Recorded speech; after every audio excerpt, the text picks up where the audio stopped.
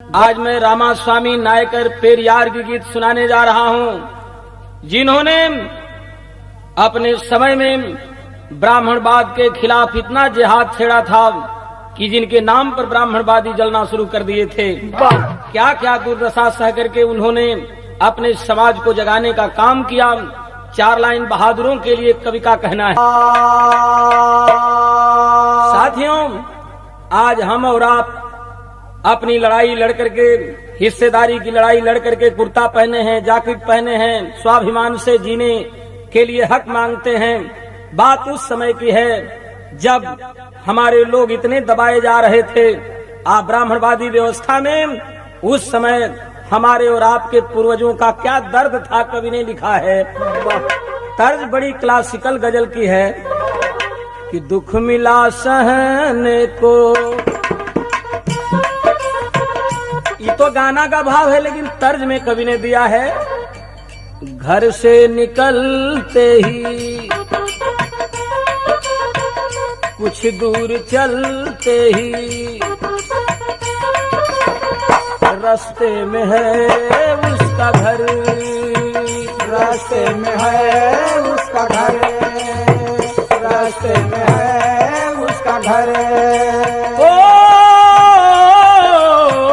रास्ते में है उसका घर, रास्ते में है उसका घर, रास्ते में है उसका घर, रास्ते में है उसका घर। घर से निकलते ही, कुछ दूर चलते ही, रास्ते में है उसका घर, रास्ते में है उसका घर, रास्ते में है उसका घर, वो जी वो हो, रास्ते में है उसका घर, रास्ते में है उसका घर, रास्ते में है उसका घर, रास्ते में है उसका घर। लेकिन उस समय क्या था मेरे मित्रों कि दुख मिला सहने को, घर नहीं रहने को, बीत रहा 8 पहर, बीत रहा 8 पहर, बीत रहा 8 पहर, बीत रहा 8 पहर, बीत रहा 8 पहर, बीत रहा 8 पहर, बीत रहा 8 पहर। भूख थी तड़पने को, आर्य थे झड़पने को, आएगी कैसे लहर, आएगी कैसे लहर, आएगी कैसे लहर, आएगी कैसे लहर, आएगी कैसे लहर, आएगी कैसे लहर, आएगी कैसे लहर। चरम सीमा पर थी यह छुआछूत की खाई,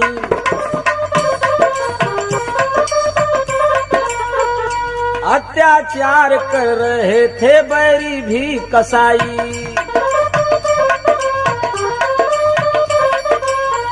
मगर केवल सहनाया छूतों को कानून रहा। पूरा पश्चिम उत्तर दक्षिण या देहरादून रहा।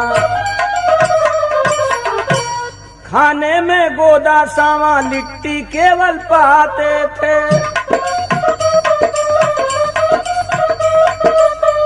24 घंटे केवल हुक्म ही बजाते थे। जरूरत थी ऐसे में कर्मठ एक सिपाही की, कदर इंसान की बतला दे ऐसे राही की। गर्मी जब जाएगी बरसात आएगी, तब होगा मौसम सरासर, तब होगा मौसम सरासर, तब होगा मौसम सरासर, तब होगा मौसम सरासर, तब होगा मौसम सरासर, तब होगा मौसम सरासर। दुख मिला सहने को, घर नहीं रहने को,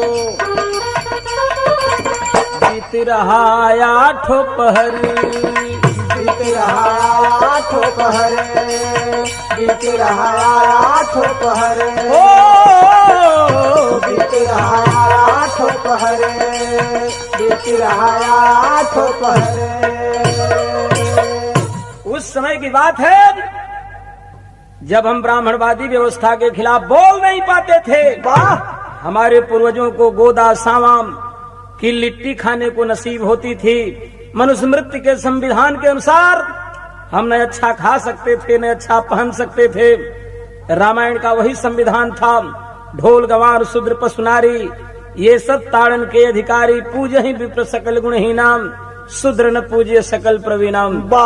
इस पूरे शूद्र समाज के लिए अंधकार अंधकार अंधकार दिखाई दे रहा था। उसी समय में मद्रास की एक कहानी है मेरे मित्रों, तर्जबा कि अरे जब से सिपाही से भैले हवलदार हो नथुनिए पर गोली मारे, सैया हमार हो नथुनिए पर गोली मारे, सैया हमार हो नथुनिए पर गोली मारे, सैया हमार हो नथुनिए पर गोली मारे। प्रमोशन भाई, प्रमोशन प्रमोशन। वाह! का भाई कि अरे जब से हवलदार से हो गई ने कोतवाल हो कि राजा हमरे चाटे लगले, जिभिया से गाल हो कि राजा हमरे चाटे लगले, जिभिया से गाल हो कि राजा हमरे चाटे लगले, जिभिया से गाल हो कि राजा हमरे चाटे लगले। अरे व्यापारी डंक टप्पा, अरे नायक जमींदार हो पुजारी नंबर 1 पहिरे, अरे पुजारी नंबर 1 पहिरे, मनिया हजार हो पुजारी नंबर 1 पहिरे, मनिया हजार हो पुजारी नंबर 1 पहिरे, मनिया हजार हो पुजारी नंबर 1 पहिरे। मद्रास में वेंकटप्पा नायकर जमींदार थे और ब्राह्मणवादी व्यवस्था उनमें कूट कूट करके भरी थी। एक बेटा था उनका, दूसरे बेटे की आस लगी थी। भाव है कवि का, पत्नी का नाम था अमाल चिन्नाबाई रामा, पत्नी का नाम था अमाल चिन्नाबाई रामा, पत्नी का नाम था अमाल चिन्नाबाई रामा। होई ते एक पुत्र उनकी अंतिम इच्छा आई रामा, होई तेरा पुत्र उनकी अंतिम इच्छा आई रामा, होई तेरा पुत्र उनकी अंतिम इच्छा आई रामा। भैल बाणे राम लेते, भैल बाणे राम लेते, कृष्ण अवतार हो पुजारी नंबर 1 पहिरे, मनिया हजार हो पुजारी नंबर 1 पहिरे, मनिया हजार हो पुजारी नंबर 1 पहिरे, मनिया हजार हो पुजारी नंबर 1 पहिरे। सत्यनारायण बाबा का कथा कहवैती रामा, सत्यनारायण बाबा का कथा कहवैती रामा, सत्यनारायण बाबा का कथा कहवैती रामा। ब्राह्मण परिवार के धनवा लुटैती रामा, सत्यनारायण बाबा का कथा कहवैती रामा। ब्राह्मण परिवारवन के धनवा लुटैती रामा, लुटती बुढ़ौती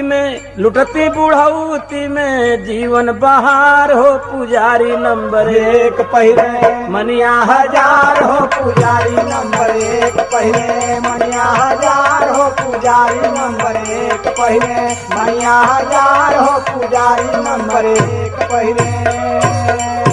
साथियों, वेंकटप्पा नायकर मद्रास के जमींदार थे। उनकी औरत का नाम था माल चिन्नाबाई। एक लड़का था प्रभु, एक लड़का और दो अंतिम इच्छा थी। राम तो आए, कृष्ण भी आ जाएं, और जब कृष्ण का अवतार होगा तो हम सारा धन दौलत दान के रूप में अधिक से अधिक ब्राह्मणों को देंगे, सत्यनारायण का कथा कहवाएंगे। यही उम्मीद लगाए दोनों प्राणी बैठे हुए थे। तब तक भइल काम तर्ज भोजपुरी के क्लासिकल गीत बाम कि कुकू कुकू मुर्गा बोले, मुर्गा बोले, कुकू कुकू मुर्गा बोले, छोड़ी दी कलाई, छोड़ दी कलाई, छोड़ दी कलाई। अब कलसी आइल बानी, भोर भइल जाई, भोर भइल जाई, भोर भइल जाई, भोर भइल जाई, भोर भइल जाई, भोर भइल जाई। अंगवा गावे ले ऊ जाग जाई है नाना दीता, पीछे लगी है कीली, जाग जाई है नाना दीता, पीछे लगी है कीली, जाग जाई है नाना दीता, पीछे लगी है कीली। तबे रहुआ घर ही में लौके लागी दिली, लौके लागी दिली, धीरे से निकल जाई, धीरे से निकाल जाई, धीरे से निकाल जाई। छोड़ी के रजाई, छोड़ी के रजाई, छोड़ी के रजाई। अब कलसी आइल बानी, भोर भइल जाई, भोर भइल जाई, भोर भइल जाई, भोर भइल जाई, भोर भइल जाई, भोर भइल जाई।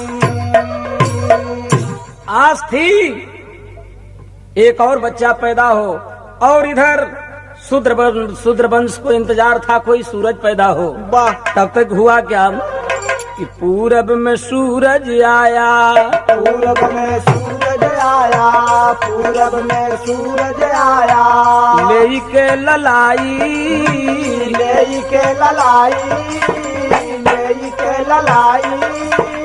भागी अन्हार अब ना जोर हो जाइया, जोर हो जाइया, जोर हो जाइया, जोर हो जाइया, जोर हो जाइया, जोर हो जाई।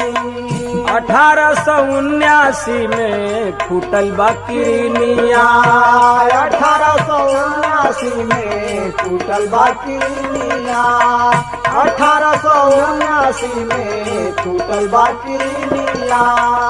16 सितंबर का बीतल बरैनिया, बीतल बरैनिया।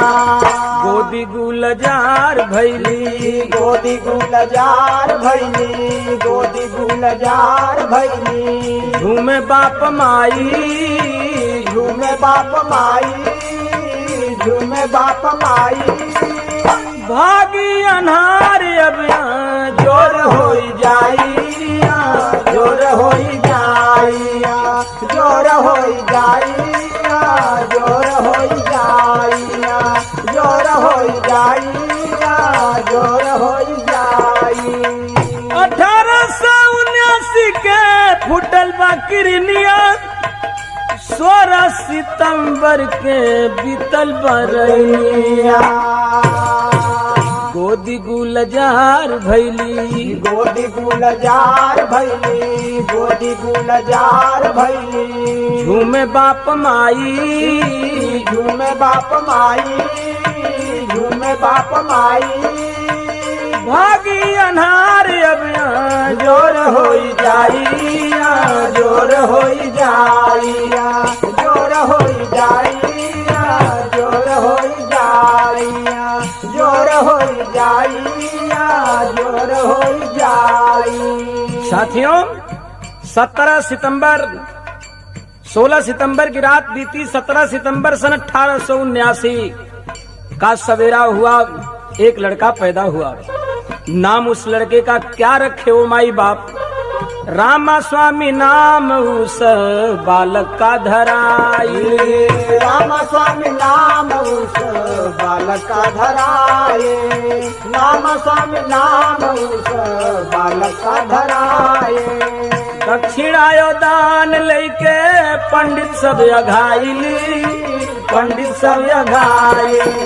बढ़े लगल रामा स्वामी, बढ़े लगल रामा स्वामी, बढ़े लगल रामा स्वामी। बन के दवाई, बन के दवाई, बन के दवाई। अरे भागी अन्हार अब जोर होई जाइया जोर होई जाइया जोर होई जाइया जोर होई जाइया जोर होई जाइया जोर होई जाई। रामा स्वामी नाम उस बालक के धराइल। दक्षिणायो दान लेके पंडित सब अघाइल। बढ़े लगल रामा स्वामी, बढ़े लगल रामा स्वामी, बढ़े लगल रामा स्वामी। बन के दवाई, बन के दवाई, बन के दवाई। अरे भागी अन्हार अब जोर होई जाइया जोर होई जाइया जोर होई जाइया जोर होई जाइया जोर होई जाइया जोर होई जाई। साथियों, रामा स्वामी नाम उस लड़के का पड़ा। वैश्य परिवार में पैदा हुआ था, जमींदार परिवार में पैदा हुआ था। लेकिन मेरे साथियों, जब 2-4 वर्ष का लड़का हुआ, बहुत प्रखर बुद्धि का था वो रामा स्वामी नायकर। साथियों, हुआ क्या, देखा क्या दुनिया में? तरज है बा कि गौवा के पिछवा रे गौवा के पिछवा रे, अरे चाँद जब निकले, अरे चुपके से नदिया के पार चली अइहा। चुपके से नदिया के पार चली अइहा, चुपके से नदिया के पार चली अइहा।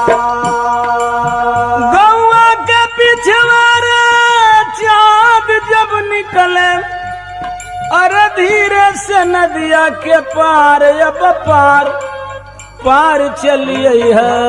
नदिया रे नदिया, नदिया में जब की भरल होई पानी, अरे नैया पर होई के सवार चली है। नैया पर होई के सवार चली है, नैया पर होई के सवार चली है। नदिया में जब की भरल होई पानी, अरे नैया पर होई के सवार चलिए हमारी रानी। अरे रानी अगली दुवरिया,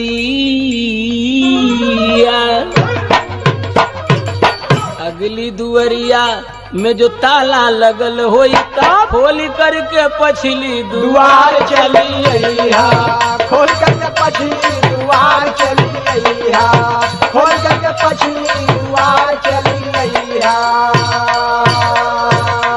क्या भाव है और क्या बच्चा था साथियों, वाह कि वैश्य के घर में जन्म लेके अइले। अरे देखल नया नवा पसार दुनिया में, देखल नया नवा पसार दुनिया में, देखल नया नवा पसार दुनिया में। अरे वैश्य घर में जन्म लेके अइले, अरे देखल नया नवा पसार दुनिया दुनिया दुनिया दुनिया में। मनवा भी रुक गईले अरे रा मनवा भी रुक गईले देख के व्यवस्था ब्राह्मण बाद हथियार दुनिया में ब्राह्मण बाद हथियार दुनिया में ब्राह्मण बाद हथियार दुनिया में। अरे बचपन में ही वो आंदोलन चला के खेले लोहार और कुहार के बुला के कुहार के बुला के मुसहर और डोम नोनियन साथ घूमे घूमेलन संग में चमार दुनिया के घूमेला संग में चमार दुनिया में घूमेला संग में चमार दुनिया में।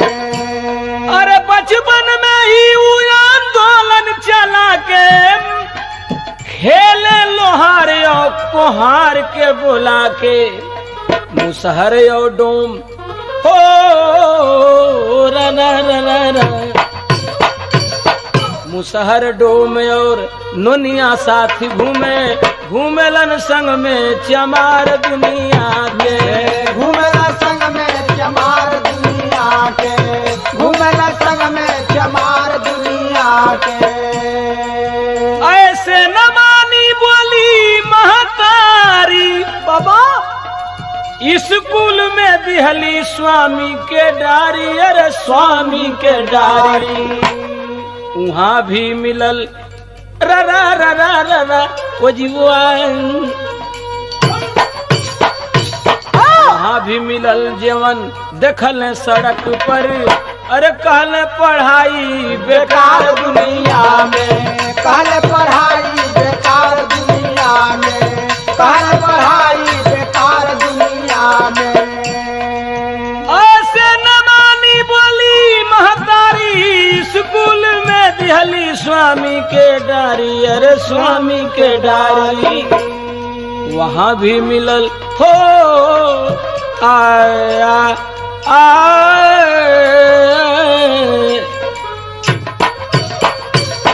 वहाँ भी मिलल जवन देखलन सड़क पर और कहल पढ़ाई बेकार दुनिया में कहले पढ़ाई बेकार दुनिया में कहले पढ़ाई बेकार दुनिया में। राजभर चमार अहिर नुनिया बिंद मुसलमान को लेकर के खेलना शुरू कर दिए। बाप महतारी जलने लगे कि ये देखो ये तो अछूतों को साथ लेकर के खेलना शुरू कर दिया, स्कूल में डाल दिए। लेकिन जब पढ़ने गए तो वहां भी वही व्यवस्था उन्होंने देखा कि अछूत का एक भी लड़का स्कूल में प्रवेश करने से उस व्यवस्था में मना है। कोई अछूत का लड़का पढ़ने वाला नहीं था। उन्होंने कहा कि बगैर पढ़ाई का ही मैं पढ़ाने वालों और पढ़ने वालों से ज्यादा जानकार हूँ। और उन्होंने कहा कि इस धरती पर इस व्यवस्था में पढ़ाई करना ही बेकार है। वाह उन्होंने कहा क्या और किया क्या, सोचा क्या? क्या तर्जबा भोजपुरी के कौन अरे रुन झुन खोला ना हो केवड़िया कि रुन झुन खोला ना हो केवड़िया हम बीद समाज बना रुन झुन खोला न हो केवड़िया हम बीज समाज देना रुन झुन खोला न हो केवड़िया हम बीज समाज देना। जो तू सैया विदेशवा जैबना हमारी बाबा के हो बोला दा हम नहीं हरवा जैबना हमारी बाबा के हो बोलाइदा हम नहीं हरवा जई देना हमारी बाबा के हो बोलाइदा हम नहीं हरवा जई देना। जो तू धनिया नहीं हरवा जैबुना जतना लागल बाहो रुपैया ओतना दे के जैबुना उतना लागल बाहो रुपैया उतना दे के जइहाना जितना लागल बाहो रुपैया उतना दे के जइहाना। जतना लागल बा रुपैया ओतना दे के जैबना जैसन बाबा घरवा रहली वैसन कई हो दे बना। जैसन बाबा घरवा रहली वैसन कई हो दे बना। जैसन बाबा घरवा रहली वैसन कई हो दे बना। तरज बा लेकिन भाव है कवि का। वाह, आज सोच रहे हैं रामा स्वामी नायकर पेरियार जी क्या कि अरे होली भैयन के हो सतिया मतिया पागल भैली ना। होली भैयन के हो सतिया मतिया पागल भैली ना। होली भैयन के हो सतिया मतिया पागल भैली ना। ना मानवता कई जतिया मतिया पागल भैली ना। ना मानवता के होई जतिया मतिया पागल भैली ना। ना मानवता के होई जतिया मतिया पागल भैली ना। घर वाले उनसे गुस्सियाई दियल दुकान पर बैठाई लेकिन छूटल नहीं अदतिया मतिया पागल भैली ना। लेकिन छूटल नहीं अदतिया मतिया पागल भैली ना। लेकिन छूटल नहीं अदतिया मतिया पागल भैली ना। सब पंडों को खूब रिगाते अपने तर्क से उन्हें फंसाते भागे बाभन जान विपतिया मतिया पागल भैली ना।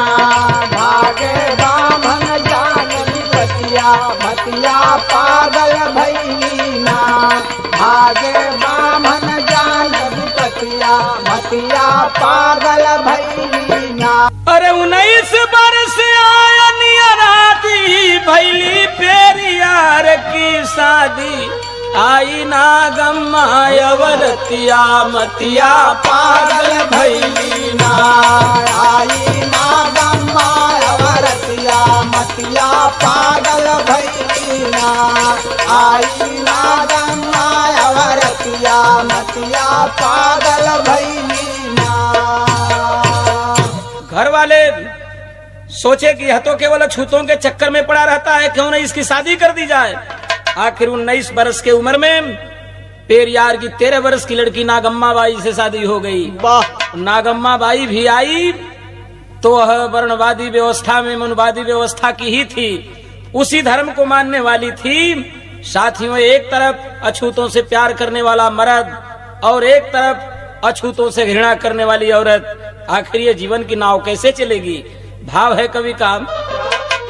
अरे नारी थी पुजारी प्रभु की आभारी मगर यह मर्द था मानवता दीदारी।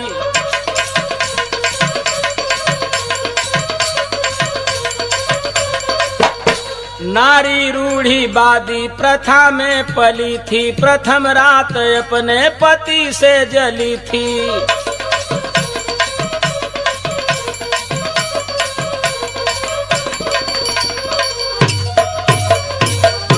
अरे 19 बरस आया नियराती भैली पेरियार की शादी आई ना गम्मा अवरतिया मतिया पागल भैली ना। आई ना गम्मा अवरतिया मतिया पागल भैली ना। आई ना गम्मा अवरतिया मतिया पागल भैली ना। जब नागम्मा औरत आई, रात में गए तो सुहाग रात औरत के लिए बड़ी सुनहरी रात हुआ करती है। दो अनजान दिल आपस में मिलते हैं तो दोनों अनजान तो थे ही, विचार में भी एक दूसरे के विपरीत थे। कहाँ ले अपनी मेहरारू की संग सुहाग रात में मर्द मेहरारू का काम करिहन। कहलन जे अछूतों से प्यार करो, इंसान को इंसान जानो, यही सबसे बड़ा धर्म है। और उस समय औरतों का श्रृंगार था गले में हंसुली पहनना।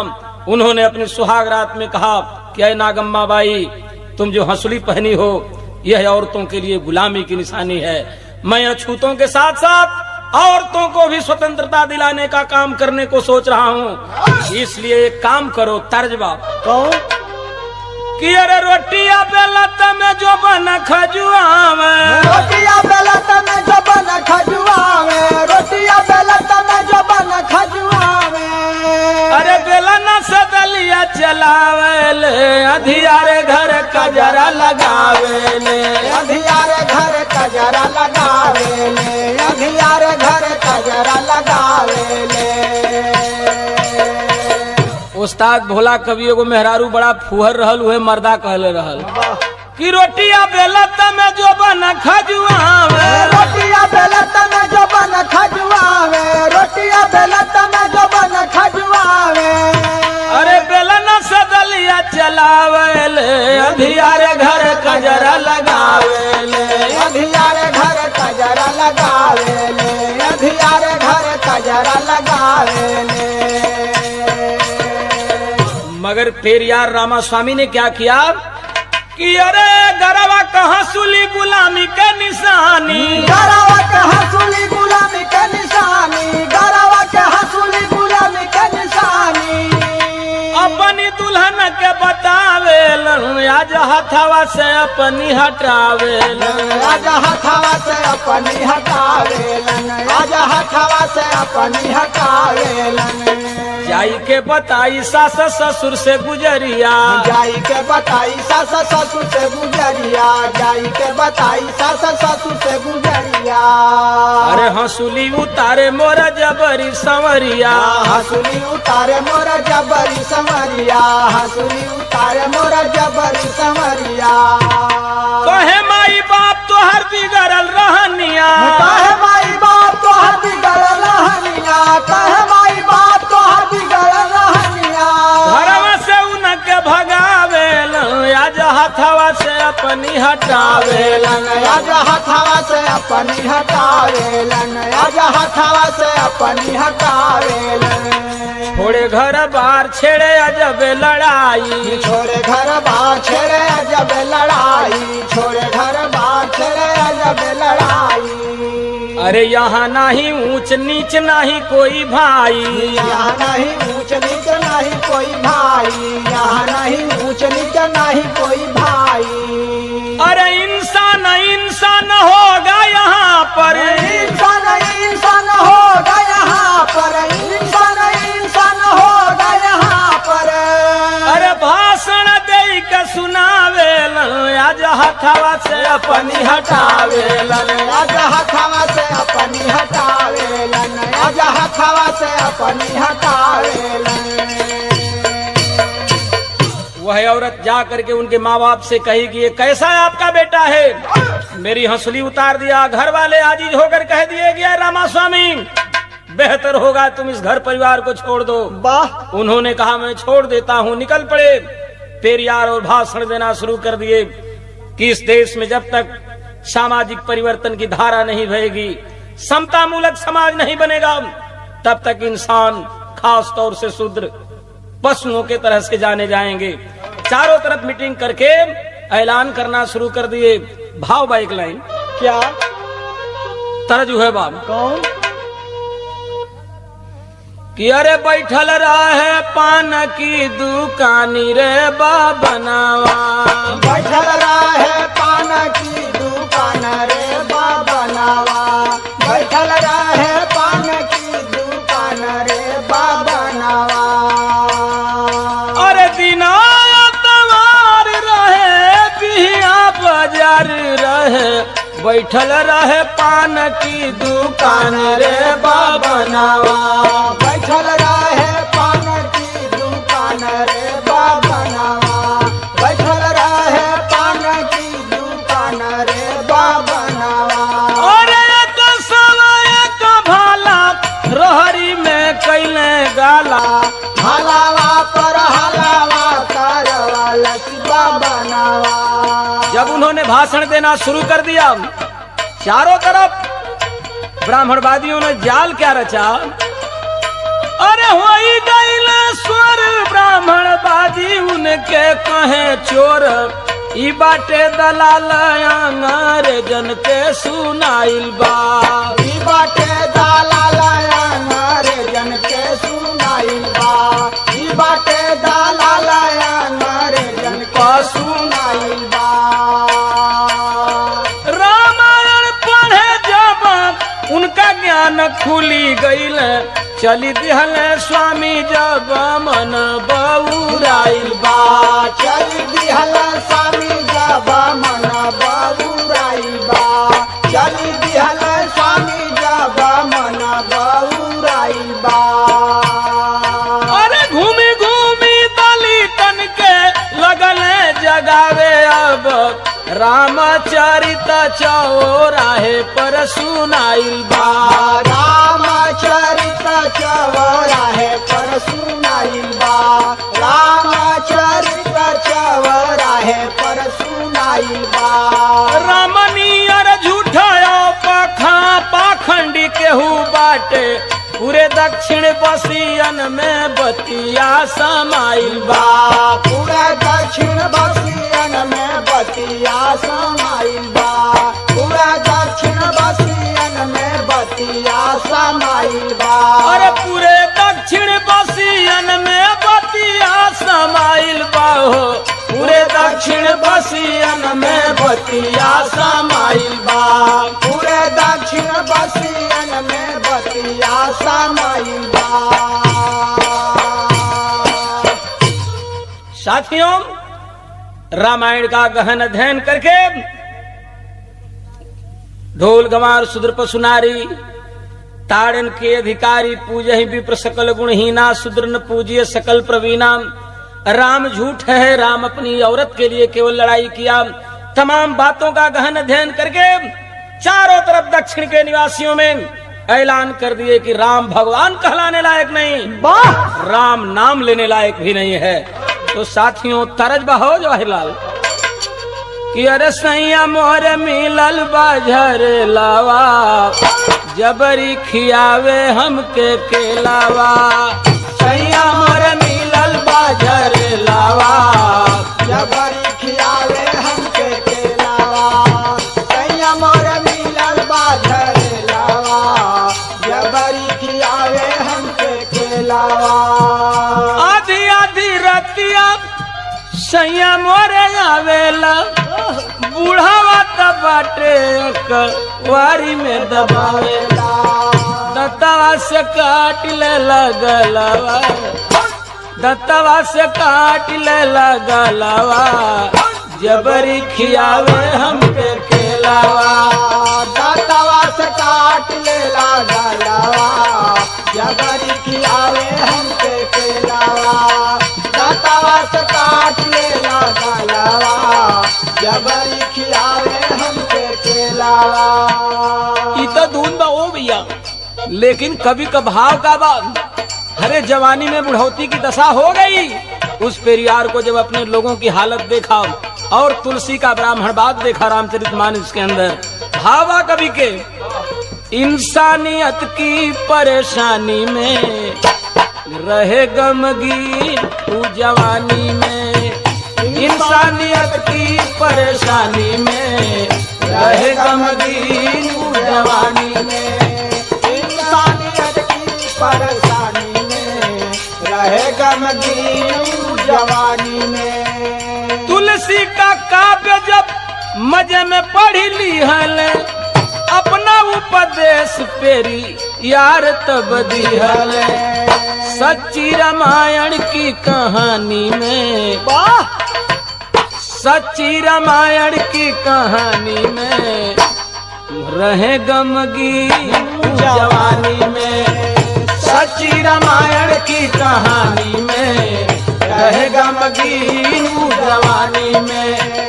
सच्ची रामायण की कहानी में रहे गमगीन जवानी में। उन्होंने सच्ची रामायण नाम की एक किताब भी मद्रासी भाषा में लिखा, लेकिन उत्तर प्रदेश में जब वह किताब आई तो उत्तर प्रदेश में नेहरू की सरकार जो केंद्र में चल रही थी, कांग्रेस की सरकार उत्तर प्रदेश में चल रही थी, यूपी गवर्नमेंट ने किया क्या, इतिहास उनका जब यूपी में आया, यूपी सरकार उसको जब्त करवाया। आग लागल फाड़े की पलानी में, आग लागल फाड़े की पलानी में, रहे गमगीन जवानी में। आग लागल फाड़े की पलानी में, रहे गमगीन जवानी में। आग लागल फाड़े की पलानी में, रहे गमगीन जवानी में। तुलसी का काव्य जब माजे में पढ़ी ली है, अपना उपदेश तेरी यार तब दी है। इतिहास उनका जब यूपी में आया, यूपी सरकार उसको जब्त करवाया। आग लागल फाड़े की पलानी में, रहे गमगीन जवानी में। आग लागल फाड़े की पलानी में, रहे गमगीन जवानी में। आग लागल फाड़े की पलानी में, रहे गमगीन जवानी में। साथियों, पेरियार ने सच्ची रामायण नाम की पुस्तक लिखा। मद्रास में तो खूब चली, लेकिन उत्तर प्रदेश की गवर्नमेंट ने जब्त करा दिया। और जब उत्तर प्रदेश की गवर्नमेंट ने जब्त करा दिया, पेरियार बैठने वाले नहीं थे रामास्वामी। उन्होंने आकर के हाई कोर्ट, उच्च न्यायालय इलाहाबाद में मुकदमा दायर कर दिया सरकार के खिलाफ। हुआ क्या, जाकर के और न्यायाधीश के सामने उन्होंने कहा, स्वयं उन्होंने अपना बयान दिया, क्या यह झूठ है कि राम ने रावण की बहन का नाक कान काटा था और रावण ने उनकी औरत को ले जाकर के पैर से ऊपर नहीं देखा था? क्या राम से रावण अच्छा नहीं? क्या यह गलत है कि राम ने मानवता के लिए नहीं, केवल अपनी औरत के लिए लड़ाई लड़ा था? क्या यह झूठ है कि राम, लक्ष्मण, भरत, शत्रुघ्न खीर खाने से पैदा हुए थे, जबकि सच्चाई है कि खीर से कभी बच्चा पैदा हो नहीं सकता? आखिर उच्च न्यायालय के न्यायाधीश ने इनके बयान को सुनकर के उत्तर प्रदेश की सरकार के खिलाफ स्टे ऑर्डर पास कर दिया कि यह रामायण जब्त नहीं हो सकता, यह रामायण झूठ नहीं है, पेरियार का सच्चा रामायण सही है। तो एक लाइन भाव है, कवि का बढ़ा के काली रीड द मास्टर। अरे पुजाई ना पत्थर की मूर्ति, अब पुजाई ना पत्थर की मूर्ति, किए ऐलान की तुलसी का मानस फूंकाई। अरे हलचल मचल देश में आइल, अब हलचल मचल देश में आइल, बा तूफानवा हो रवनवा, कै पुजाई हो रही। हलचल मचल देश में आइल, बा तूफानवा हो रवनवा, कै पुजाई हो रही। हलचल मचल देश में आइल, बा तूफानवा हो रवनवा, कै पुजाई हो रही। अरे पाने जगह जगह खेदालन, रा रा रा रा अरे हो रामा। अरे पाने जगह जगह खेदालन, गदहा ऐसन मार पिटालन, मनुका अब खंडान रहीना, मानवता अब दर्द सहीना। दक्षिण दिशा से निकली बोली, चल भई पेरियार की टोली, गोली चले सनासन हो गई, ले ऐलानवा हो रवनवा, कै पुजाई हो रही। गोली चले सनासन हो गई, ले ऐलानवा हो रवनवा, कै पुजाई हो रही।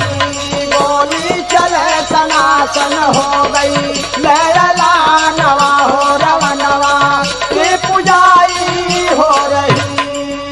अरे जब की 23 जनवरी आइल, 30,000 चले छती आइल, 30,000 चले छती आइल। अरे 10 फीट राम का फोटो लंबा, मालूम होला जैसे खंभा। अरे को कोई पाणे चप्पल चलाई गईले पेरियार गरमाई अरे चप्पल हार पहनाए फोटो के गरदानवा हो रवनवा कै पुजाई हो रही चप्पल हार पहनाए फोटो के गरदानवा हो रवनवा के पुजारी हो रही चप्पल हार पहनावे फोटो के गरदानवा हो रवनवा के पुजारी हो रही। साथियों 30,000 कार्यकर्ताओं के साथ पेरियार जा रहे थे। 10 फीट लंबा राम का फोटो था। मन नहीं था उनका कि राम का इस तरीके से अपमान हो। राम के खिलाफ उन्होंने बात करना शुरू किया था, लेकिन स्वयं वो तोड़फोड़ करना तो नहीं चाहते थे। लोगों की भावनाओं से दूर राम को हटाना चाहते थे। तब तक कोई पाणे, कोई पंडित खानदान का 30,000 लोगों के बीच में कहीं से चप्पल चला दिया। पेरियार ने कहा कि अछूत शूद्र वंश वालों, अगर राम के खानदान वालों ने तेरे जुलूस पर चप्पल डाल दिया तो आज शूद्र वंश की यही इज्जत है कि उस 10 फीट लंबे राम के प्रतिमा पर चप्पलों का हार पहना दो। और तमाम लोगों ने जाकर के उस मूर्ति को चप्पल का हार पहना करके और तोड़ना फोड़ना शुरू कर दिया और हो गया काम यहीं से। उन्होंने ऐलान कर दिया कि जितना देश में राम का मंदिर है तोड़ना शुरू कर दो, जितना रामचरितमानस है फूंकना शुरू कर दो। तो भाव है एक लाइन कवि का, अरे बोल उठा गुस्से में वीर महान शान से जिएंगे सबसे बड़का धरती पर इंसान शान से जिएंगे सबसे बड़का धरती पर इंसान शान से जिएंगे सबसे बड़का धरती पर इंसान शान से जिएंगे। ब्रह्मा विष्णु शंकर की कहानी समझाए ब्रह्मा विष्णु शंकर की कहानी समझावे ब्रह्मा विष्णु शंकर की कहानी समझावे छुआछूत यही लाके धरती पर बिछाए छुआछूत यही लाके धरती पर बिछाए छुआछूत यही लाके धरती पर बिछाए। सबसे नीचे पंडित बेईमान शान से जिएंगे हमें फंसाए कहीं करके जजमान शान से जिएंगे हमें फंसाए कहीं करके जजमान शान से जिएंगे हमें फंसाए कहीं करके जजमान शान से जिएंगे। मारी के विदेशियन को विदेश में भगाओ मार के विदेशियन को विदेश में भगाओ मार के विदेशियन के विदेश में भगाओ। अरे बची है अछूत छुआछूत को भगाओ बची है अछूत छुआछूत को भगाओ बची है अछूत छुआछूत को भगाओ। अरे बचा लो अपना साथी स्वाभिमान शान से जिएंगे चले 85 वाले पहलवान शान से जिएंगे चले 85 वाले पहलवान शान से जिएंगे चले 85 वाले पहलवान शान से जिएंगे।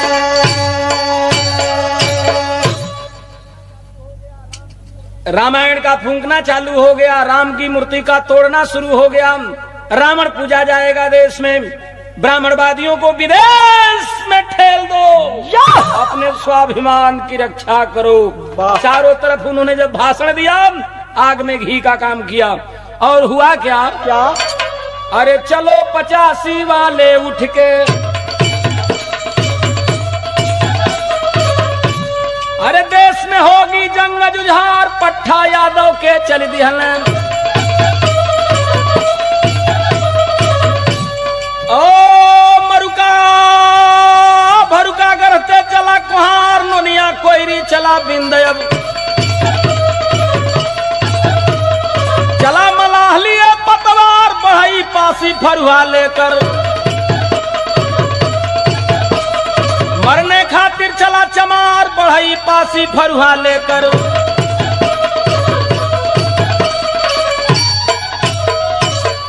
बढ़ा के मास्टर और एक रीट बढ़ा था। हाँ एक लाइन कहना है साथियों कि अरे परही तक खातिर आवे आदमी धरा पर भैया, परही तक खातिर आवे आदमी धरा पर भैया, परही तक खातिर आवे आदमी धरा पर भैया। दूसरे के खातिर देलन सब कुछ लुटाया, छोड़े पढ़ाई परिवार स्वामी जी भैया, छोड़े पढ़ाई परिवार स्वामी जी भैया, छोड़े पढ़ाई परिवार स्वामी जी भैया। जब बनाया छूतावन के दुखवा सहाया, छिड़ल आंदोलन आजा दक्षिणांचल में भैया, छिड़ल आंदोलन आजा दक्षिणांचल में भैया, छिड़ल आंदोलन आजा दक्षिणांचल में भैया। जय पेरियार नारा नभ में सुनाया, अंतिम घड़ी में अली उनकी गुजरिया भैया, अंतिम घड़ी में अइली उनकी गुजरिया भैया, अंतिम घड़ी में अइली उनकी गुजरिया भैया। माफ करो स्वामी गिरली पावल पिटाया, संगवा में तोहरी हम करब लड़ैया स्वामी, संगवा में तोहरी हम करब लड़ैया स्वामी, संगवा में तोहरी हम करब लड़ैया स्वामी। हथवा में लिहली अबरा मायर के उठाया,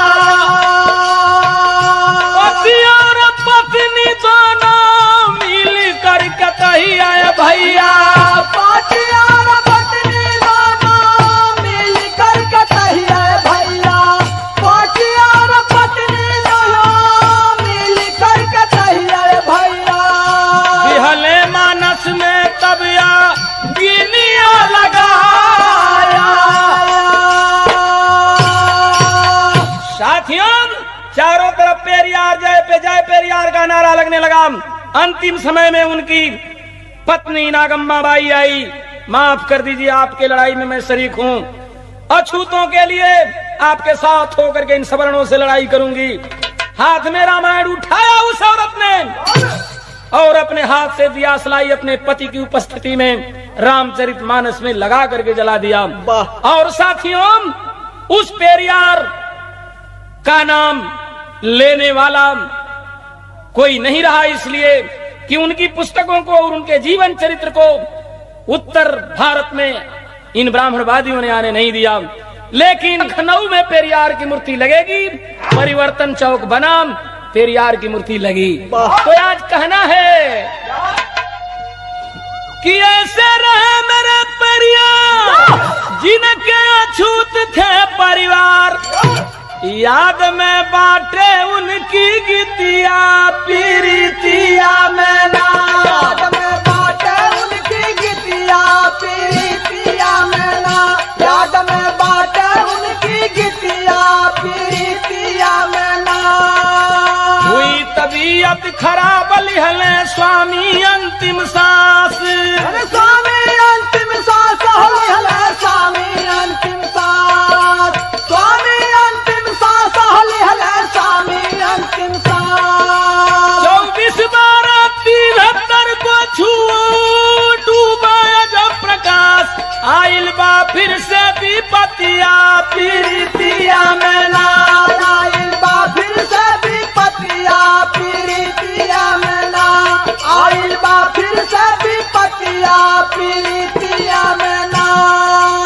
ईश्वर धर्म योगाभिवाद के रहले सदा खिलाफ, लखनऊ में मुस्काई, लखनऊ में मुस्काई भैया, लखनऊ में मुस्काई, लखनऊ